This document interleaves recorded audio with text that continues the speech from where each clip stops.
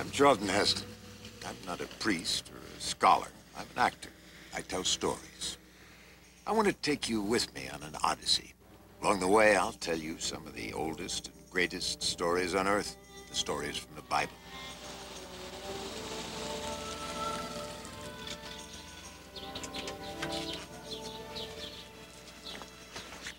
We come now to the tragic and triumphant coda of the New Testament.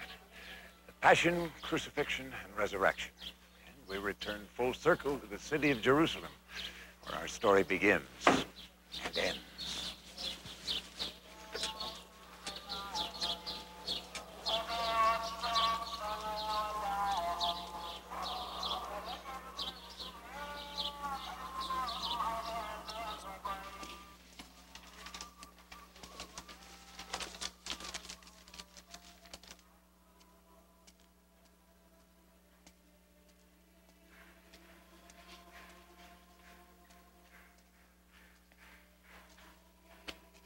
After the fall of Rome, Christianity was ideally placed in time and space to flourish through the abandoned structure of the Roman Empire.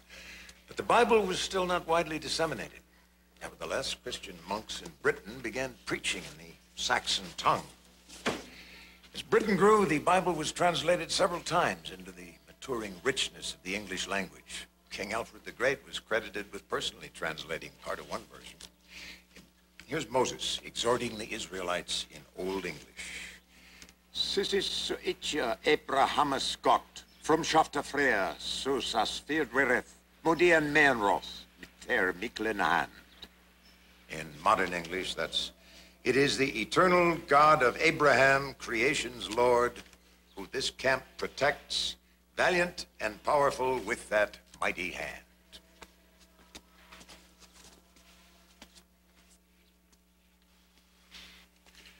The 15th century brought a major milestone in human history, the invention of the printing press. The awesome power of the written word was multiplied 1,000 times when it could be duplicated and circulated. This was of lasting, immeasurable benefit to the world, and as it happened, to the Christian faith. What do you think was the very first book Johann Gutenberg ever printed on his new machine? Of course, the Gutenberg Latin Bible in 1456. By the 16th century, thanks to Gutenberg, the Bible was available to anyone who could read, if you read Latin. William Tyndale made the first definitive translation into English and published it. But the English church proscribed its circulation, suspicious of the inherent power of the printed word written in language people could understand. A bishop bought most of Tyndale's stock and burned it. I'm glad, said Tyndale. I'll have money to print more, and the world will cry out at the burning of God's word. In the end, they burned Tyndale. Then Henry VIII authorized the publication of an entirely new translation based on Tyndale's work. He called it the Great Bible and ordered it distributed to every parish church in England so that all manner of persons, rich, poor, priests and laymen, lords and ladies, husbands, wives, may learn all things. Later, there were enough restrictions on this freedom to make one Robert Williams write in the flyleaf of his copy, I keep sheep. I bought this book, price 14 pennies, when it was proclaimed that shepherds might not read it. I pray God amends that blindness. His prayer was answered. Before long, under Henry and his daughter Elizabeth I, the Great Bible was read all over Britain. Elizabeth was succeeded by James, the first Scots king of England. Soon after he took the throne, he decided to commission a new, definitive English translation of the Bible. Classically educated himself, he appointed 6 different panels of 47 scholars in all to do the work. They met separately in Westminster, Oxford, and Cambridge, each group working on different chapters for a new English text based on both Greek and Hebrew sources, as well as the extant English translations it was to replace. When this was done, each panel sent representatives with its new text to a 4th panel, which wove it all into a final text to be submitted to King James. It was worth the work. In 1611, after 7 years of effort, the King James Bible was published, and aside from its ecclesiastical purpose, was recognized as a great work of literature. It's described not only as a monument of English prose, but as the only great work of art ever created by a committee. After nearly 4 centuries, it's still used in English-speaking churches all around the world. Just as important, the King James Bible, along with Shakespeare, has helped shape the language itself. This means more and more as the use of English grows throughout the world, becoming the lingua franca of our time. If it can be said of any single published work, this is surely the Bible.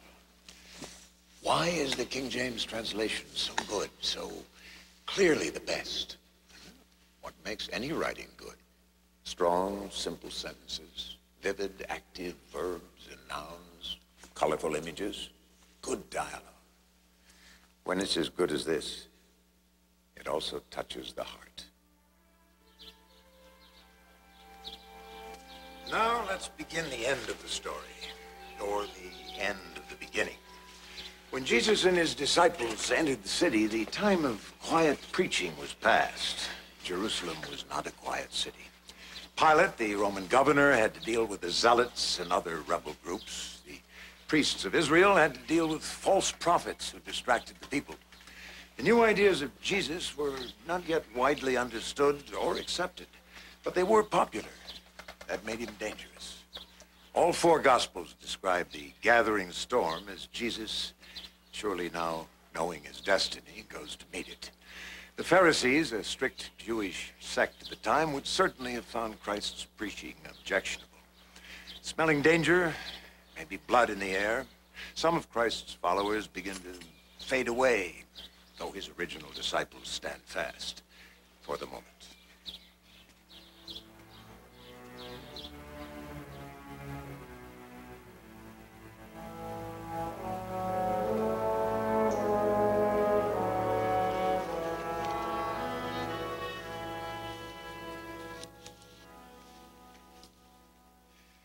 Now there was much murmuring among the multitude concerning him. Some said, "He's a good man." But others said, "Nay, but he leads the people astray." Still Jesus went up into the temple and taught, saying, "My teaching is not mine, but his who sent me. If any man wills, he shall know whether I be of God, or whether I speak for myself." Some therefore said, "Is this he whom they seek to kill? Lo, he speaks openly, and they say nothing to him. Can it be that the rulers know that this is the Christ?" But some answered, "We know whence this man is. But when the Christ cometh, no one knows whence he is." Jesus said, "Ye know me, and know whence I am. But I am not come of myself, but from him whom ye know not." Now the Pharisees heard the multitude murmuring, and the chief priests sent officers to take him where he stood. But when they heard him cry, "If any man thirst, let him come to me and drink," some of these men said, "This is of a truth, the prophet. This is the Christ." Still some said, "What, does the Christ come out of Galilee? Hath not the Scripture said that the Christ cometh out of Bethlehem?" Still no man would lay a hand on him. The chief priests said to them, "Why did you not bring him? Are ye also led astray?" The officers answered, "There was never a man who spoke so." Now, after this, Jesus appointed other disciples and sent them 2 and 2 into every city and place. And he said to them, "The harvest is at hand, but the laborers are few. Therefore, go your ways, yet beware. I send you forth as lambs in the midst of wolves. Still, into whatever city ye enter, say to them, the kingdom of God is nigh. I send you to tread upon serpents and scorpions, yet nothing shall hurt you, for your names are writ in heaven." Now, the feast of unleavened bread drew nigh, which is called the Passover. And many went up out of the country to Jerusalem to purify themselves. They asked there for Jesus in the temple, saying, What think ye, that he will not come? For the priests had commanded that if any man knew where he was, he should tell it, that they might take him.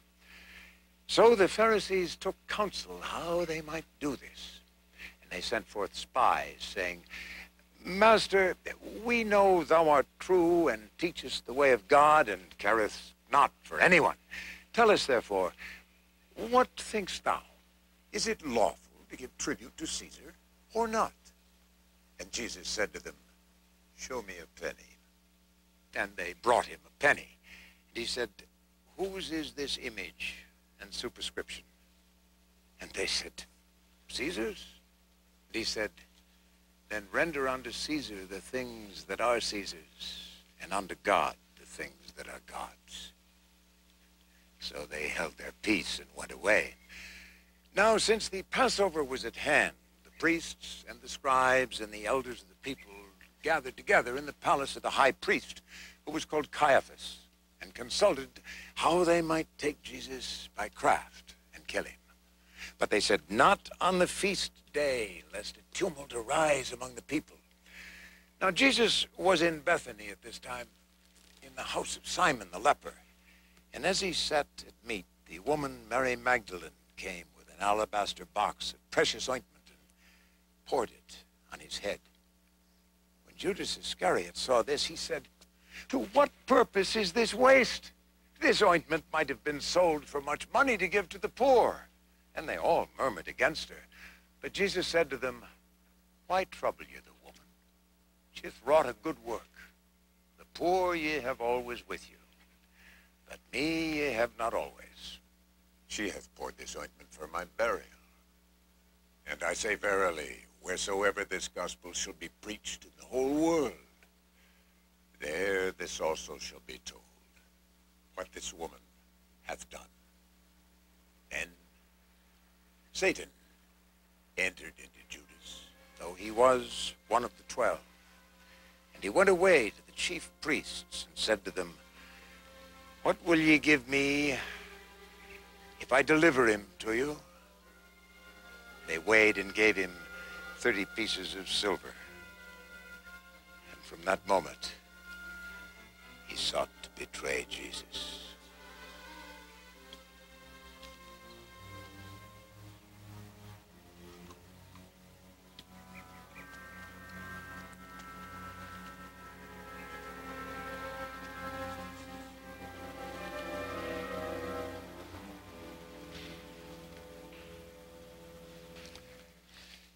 This is the Hall of the Last Supper.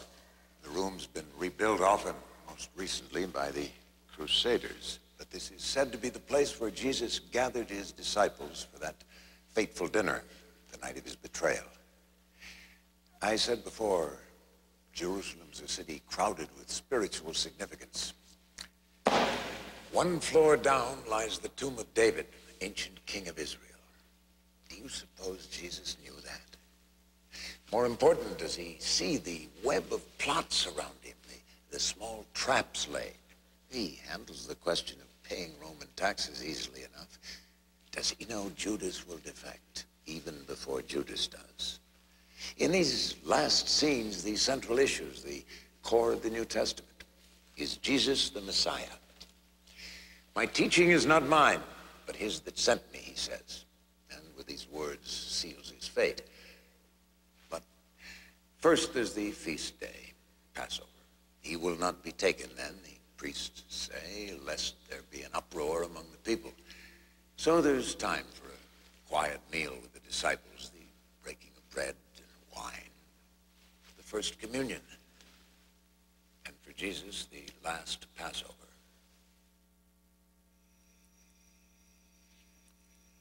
Now, the first day of the feast, the disciples did as Jesus had appointed them, made ready the Passover.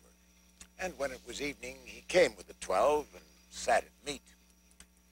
And as they did eat, Jesus rose from the supper and took a towel and girded himself and poured water and began to wash the disciples' feet and to wipe them. So he came to Peter, who said, Lord, thou shalt never wash my feet. And Jesus answered, If I wash thee not, thou hast no part with me. What I do thou knowest not now, but thou shalt hereafter. Ye are clean, but not all are clean. So he sat down again and said, Know ye what I have done? Ye call me Master and Lord, and ye say, Well, but still I say to you that one of you shall betray me. His hand is with me on the table. 12 looked at one another, doubting, and said to him, one by one, Lord, is it I? And he answered, He that dips his hand with me in this dish, the same shall betray me. The Son of Man goeth as it is written. Then Judas said, Master, is it I? Jesus answered, Thou hast said, what thou doest, do quickly. Now no man at the table knew what he spoke to Judas, who went out straightway, and it was night. When he was gone, Jesus said, Children, yet a little while I am with you, so now a new commandment I give unto you, that you love one another, even as I have loved you. By this shall all men know ye. Peter then said, Lord, whither goest thou?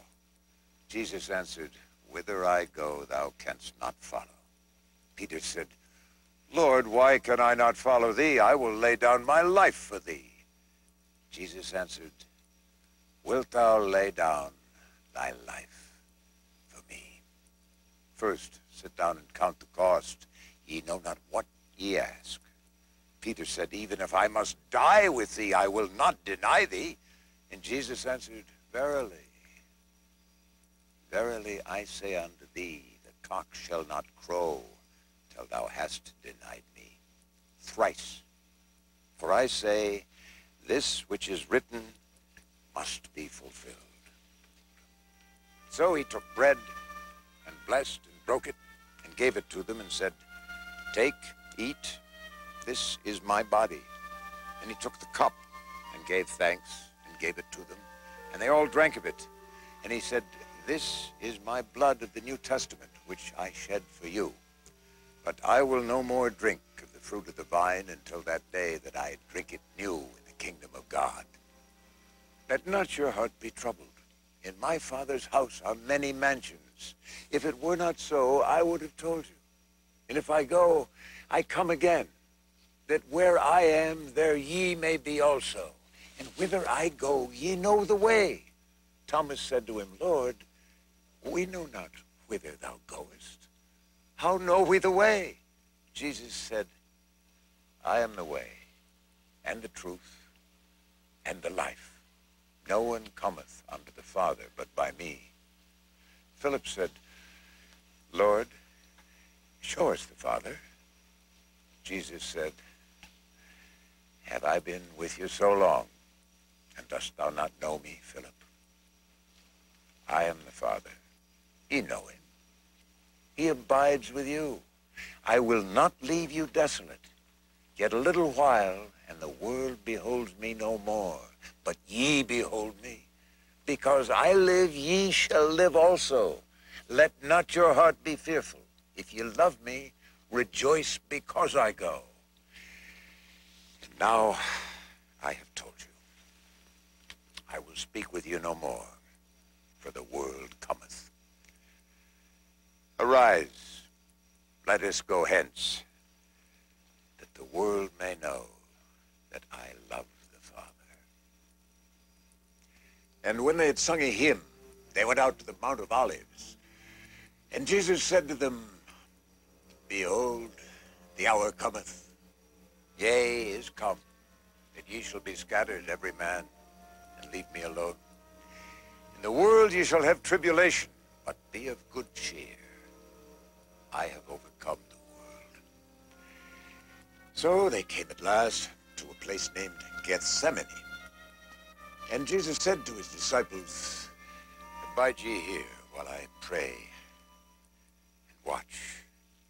He went forward a little and fell in the ground. And he said, Oh, my Father, if thou be willing, take away this cup from me.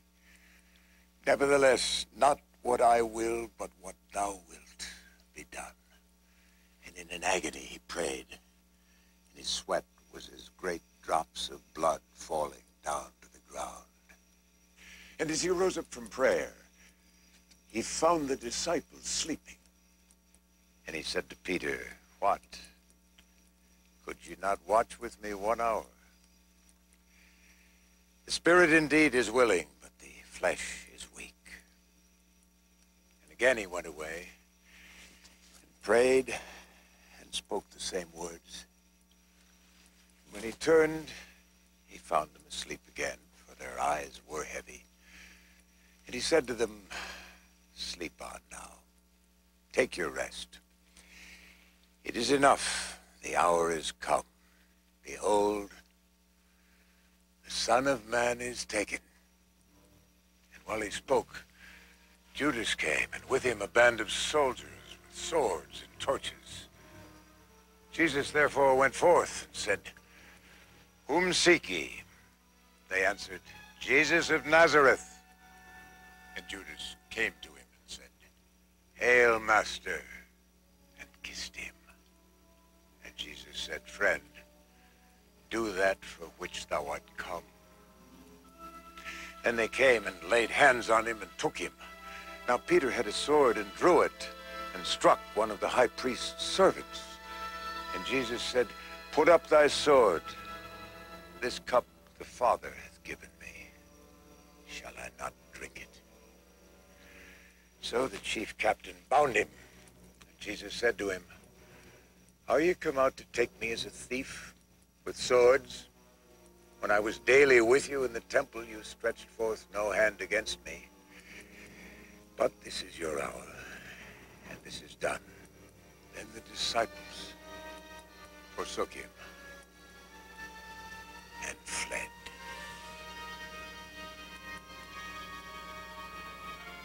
The events of that final supper and the night in the garden are full of terror and betrayal, and faith and friendship, and wonder. Christ, who's faced this from almost the beginning, has to decide what to tell the 12 of them, and how. That done, he wants most to get it over. "Do it," he says to Judas. Jesus comforts the 11 loyal apostles that are left, then goes to the garden to meet the soldiers. Maybe he thinks they'll be waiting there with swords. One strong, bloody stroke and it would be done. But they're not. The garden's empty. He must wait. For the first time in the entire Testament, his will falters.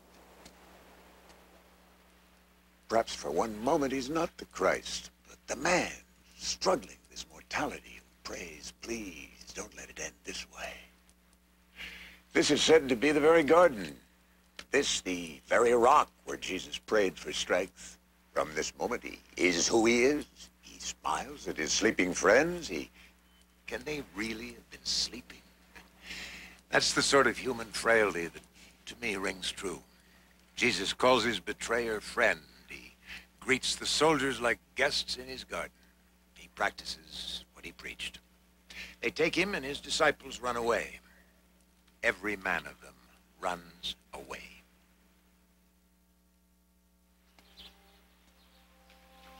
This is the Via Dolorosa, the old city of Jerusalem. The buildings are more recent, but these stones are original.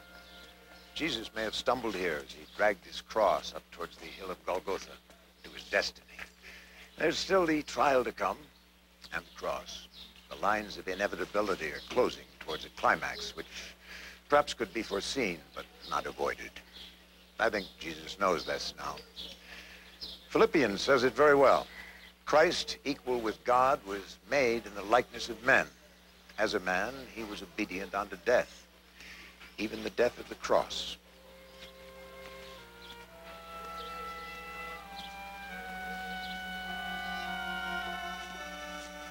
Now they led Jesus away to Caiaphas, the high priest, and Peter followed, afar off. They brought him even into the palace of the priests, where were assembled all the elders and scribes. But Peter was standing without in the court. When they'd kindled a fire, he sat with the servants and warmed himself. Then the chief priests And all the council sought for witness against Jesus to put him to death, but found none, though many bore witness against him, for they agreed not together. But at last came two false men, swearing, "This fellow said, I can destroy the temple of God and build it in 3 days." And the high priest arose and said to him, "Answerest thou nothing?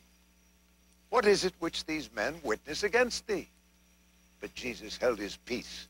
So the high priest said, "I command thee by the living God that thou tellest, art thou the Christ?" And Jesus said, "Ye say that I am. Why ask thou me? Ask them that have heard me. They know the things which I said." Then the high priest said, "What need we any further witnesses? We ourselves have heard from his own mouth. Ye have heard the blasphemy. What think ye?" They answered, "He is worthy of death." Then the men that held Jesus spit in his face and mocked him. And others blindfolded him and struck him, saying, "Prophesy to us, O Christ, which is he that struck thee?" Now Peter still sat without, warming himself, when a maid came to him and said, "Art thou a disciple of this Jesus?" And he denied, saying, "I know not what thou sayest." And then another maid saw him and said to them that were there, "This fellow was also with the Nazarene." And with an oath he denied again, "I know not the man." After a while, another that stood by said to Peter, "Surely thou art one of them, for thou art a Galilean. Thy speech betrays thee." And he swore, "Man, I am not."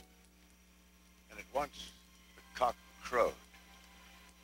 And Peter remembered the words of Jesus, "Before the cock crow, thou shalt deny me thrice." And he went away and wept. Now Judas, when he knew that Jesus was condemned, repented. So he brought back the 30 pieces of silver to the priests and said, "I have sinned. I have betrayed innocent blood." And they said, "What is that to us? See thou to that." So he threw down the pieces of silver in the temple and went away and hanged himself. When the morning was come, all the chief priests and elders of the people took counsel against Jesus to put him to death. And when they'd bound him, they led him away and delivered him up to Pilate. Pilate therefore said to them, "What accusation bring ye against this man?" They answered, "If this man were not an evildoer, we should not have delivered him up to Rome." Pilate said, "Take him according to your law, and judge him." The priest said, "It is not lawful for us to put any man to death, but we found this fellow perverting the nation and forbidding to give tribute to Caesar, saying that he himself is Christ, a king." And Pilate asked him, "Art thou the king of the Jews?" And Jesus answered, "Thou sayest I am a king. To this end am I come into the world, that I should bear witness unto the truth." And Pilate said to him, "What is truth?" Now again the priests accused Jesus. So again Pilate asked him, "Answerest thou nothing? Behold, how many things they accuse thee of." But Jesus no more answered anything, not even one word. So the governor said to the priests, "I find no fault in this man." But they were all the more urgent, saying, "He stirs up the people throughout all Judea." Now at this feast, the governor was wont to release to the people one prisoner, whomsoever they would. So Pilate called together the priests and the people also, though the priests had delivered Jesus to him for judgment. So Pilate said to them, "Ye brought me this man, and having examined him before you, I find no fault in him. Nothing worthy of death has been done by him. I will therefore chastise him and release him for your Passover. Would ye that I release to you this King of the Jews?" Now there was one named Barabbas who'd made rebellion, and for this and for murder lay bound in prison. So now the priests moved the people so that they cried out, "Not this man, but Barabbas!" The governor said to them, "Which of the two would ye that I release to you?" They said, "Barabbas!" Pilate said to them, "What shall I do then with Jesus?" And they all cried, "Let him be crucified!" Then Pilate said, "Why? What evil has he done?" But they cried out the more, "Crucify him!" And these voices prevailed. So Pilate, to content the people, released Barabbas, whom they asked for, and delivered Jesus up to their will. The soldiers took him and scourged him, and they plaited a crown of thorns, and they put it on his head and arrayed him in a purple garment. So they brought him out again, and Pilate said to the people, "Behold the man!" But they cried out as before, "Away with him! Away with him! Crucify him!" When Pilate said, "Shall I crucify your king?" They answered, "We have no king but Caesar!" And they mocked Jesus, saying, "Hail, King of the Jews!" So they took the robe from him and led him away to crucify him. Jesus went out bearing the cross for himself. But as they led him on the way, they took hold of one Simon of Cyrene and laid the cross on him to bear it after Jesus. And a great company of people followed after, and women also, bewailing and lamenting. But Jesus, turning to them, said, "Daughters of Jerusalem, weep not for me, weep for yourselves and for your children. For the days are coming when they shall say, 'Blessed are the barren, and the wombs that never bore, and the breasts that never gave suck.' Then shall they say to the mountains, 'Fall on us,' and to the hills, 'Cover us.' For if they do these things in the green time, what shall be done in the dry?" And when they were come to a place called Golgotha, that is to say, the place of the skull, they gave him wine to drink, mingled with gall.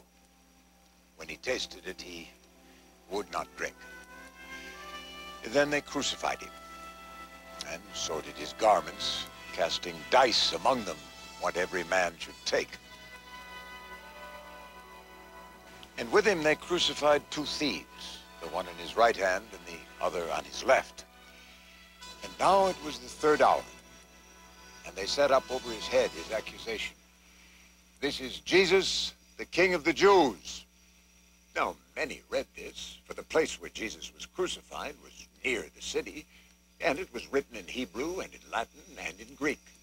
The priests therefore said to Pilate, "Write not the King of the Jews, but that he said, 'I am King of the Jews.'" Pilate said to them, "What I have written, I have written." And the people stood there, watched him. Also the elders, nodding their heads and saying, "He saved others. Himself he cannot save. Let him come down from the cross now, and we will believe him." One of the thieves which were hanged railed at him, saying, "If thou be the Christ, save thyself and us." But the other rebuked him, saying, "Dost thou not fear God? We receive due reward for our deeds, but this man has done nothing." And he said to Jesus, "Lord, when thou comest into thy kingdom, remember me." And Jesus said, "I say to thee, today shalt thou be with me in paradise." There, standing by the cross of Jesus, were his mother and his mother's sister, Mary, and Mary Magdalene.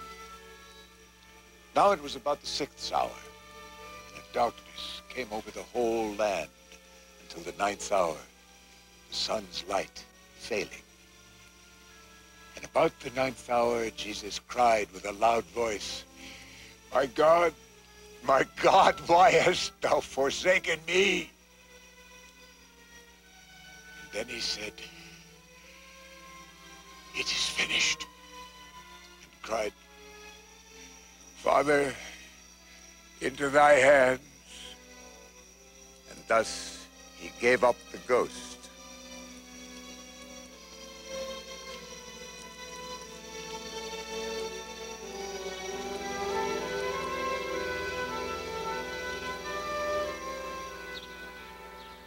This is the Church of the Holy Sepulchre, built on the hill of Calvary, or Golgotha, meaning the place of the skull. Many believe it to be the site of the crucifixion. The story can be told for the awesome drama it surely is, or whatever else it may or may not be. Neither Pilate nor Caiaphas is a villain. Both are committed men, which is more than can be said for Peter here. Pilate, as Roman governor, shows Jesus to the people. Ecce homo, he says. Behold the man. The mob rejects his offer of clemency, allowing Pilate to wash his hands of the matter. Jesus hardly speaks. He certainly makes no effort to defend himself or even seek mercy. He too is committed. To this end am I come into the world, that I should bear witness unto the truth. Perhaps Pilate's comment is the most telling. What is truth? And who knows the answer to that? The resurrection has been endlessly debated, but is, of course, ultimately neither provable nor disprovable. It's said by some to have happened here, on the 2nd day after Christ was crucified.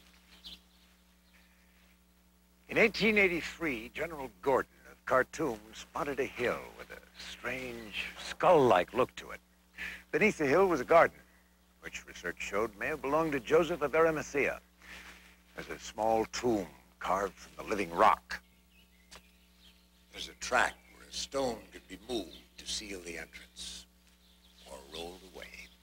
Whether Christ's tomb was here or beneath the Church of the Holy Sepulchre is for theologians and archaeologists to debate. To me, it doesn't really matter.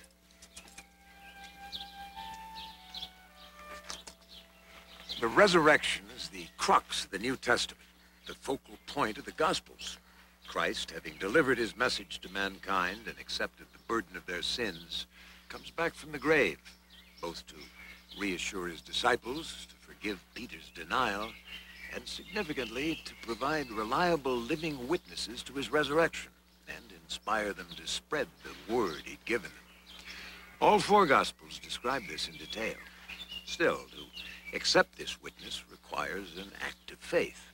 The very act of faith which I suspect was the entire point of Christ's teachings and the New Testament itself.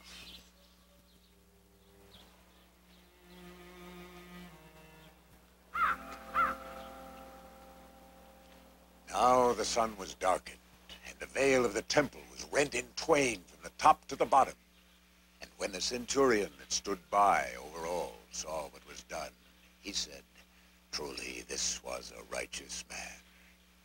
And all the people that came there smote their breasts and cried. And all that followed him from Galilee, and the women stood afar off, beholding these things. And now when the even was come, because it was the day before the Sabbath, a man named Joseph of Arimathea, a good man and righteous, who'd also been a disciple, came and went in boldly to Pilate and asked for the body of Jesus. And Pilate gave him leave. So Joseph took him down from the cross and wrapped him in fine linen and laid him in his own new tomb, which was hewn out of a rock. And he rolled a great stone to the door of the tomb. And Mary Magdalene and Mary, the mother of Jesus, and also Mary, who came with him from Galilee, beheld the sepulchre and how his body was laid. They returned and prepared spices and ointments and rested on the Sabbath day, according to the commandment. Now, as it began to dawn on the first day of the week, they came to the sepulchre at the rising of the sun. And they said among themselves, "Who shall roll us away this stone from the door?" But when they looked, they saw that the stone was rolled away. And entering into the tomb, they saw an angel sitting on the right side. His appearance was as lightning, and his garment white as snow. And he said to them, "Why seek ye the living among the dead? Jesus the Nazarene, who was crucified, is risen. He is not here. Come, see the place where the Lord lay. So go your way. Tell his disciples that he goeth before you, but ye shall see him, as he told."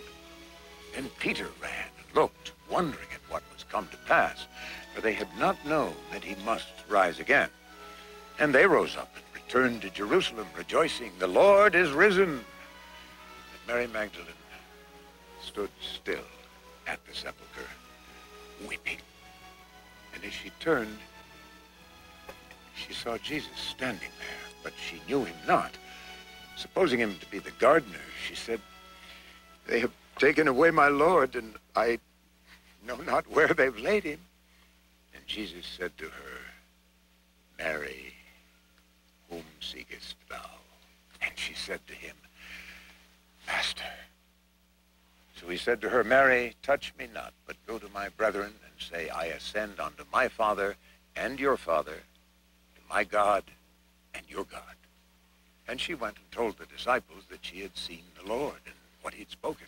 But one of them, Thomas, said, "Unless I see in his hands the print of the nails and put my finger there, I will not believe." So that evening Jesus came where the disciples were and stood among them and said, "Peace be unto you." And to Thomas he said, "Reach hither thy finger. Behold my hands."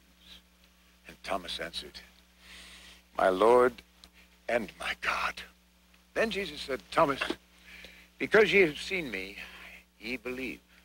But blessed are those that have not seen and believe." And to Simon Peter he said, "Simon, son of John, lovest thou me?" And Peter answered, "Yea, Lord, thou knowest that I love thee." And Jesus said to him, "Tend my sheep." And to all he said, "As the Father hath sent me, even so I send you. Go ye into all the world and preach the gospel to the whole creation." Now of the things which Jesus did, if they should be written, every one, I suppose that even the world itself could not contain the books which would be written.